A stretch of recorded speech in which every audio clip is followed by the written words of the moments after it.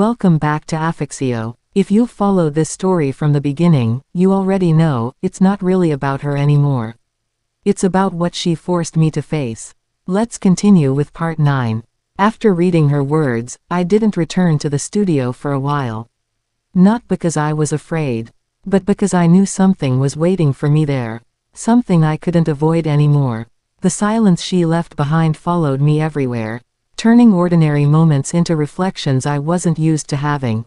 For the first time, I started noticing how often I waited for people to lead conversations, to set expectations, to decide what was acceptable. It wasn't obedience I'd learned. It was hesitation, disguised as caution. And I realized something uncomfortable. Her presence hadn't created that habit. It had exposed it. Eventually, I went back to the studio. Not because she asked me to. Because I needed to. The room looked exactly the same. But it didn't feel intimidating anymore. In the center of the floor was something new, a chair facing a mirror. No instructions. No sign of her. Just a choice waiting to be made. I sat down and looked into the mirror. This time, I didn't look away. I saw someone who'd spent years handing over control and calling it peace. Someone who mistook being agreeable for being grounded. And finally, I said it out loud.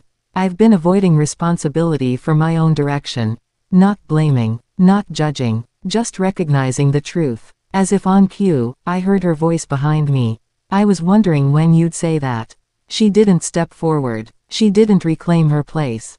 She stayed exactly where she was, behind me, out of view. That truth was the last thing you needed from me, she said. Then, after a pause, it's also the last thing I can give you. When I turned around, she was gone. Not dramatically, not mysteriously, just finished. And for the first time, I didn't feel abandoned. I felt ready. Only 2 parts left now. If you're still here, make sure you're subscribed to Affexio. Parts 10 and 11 bring this journey to its conclusion. Thanks for watching. See you in the next chapter.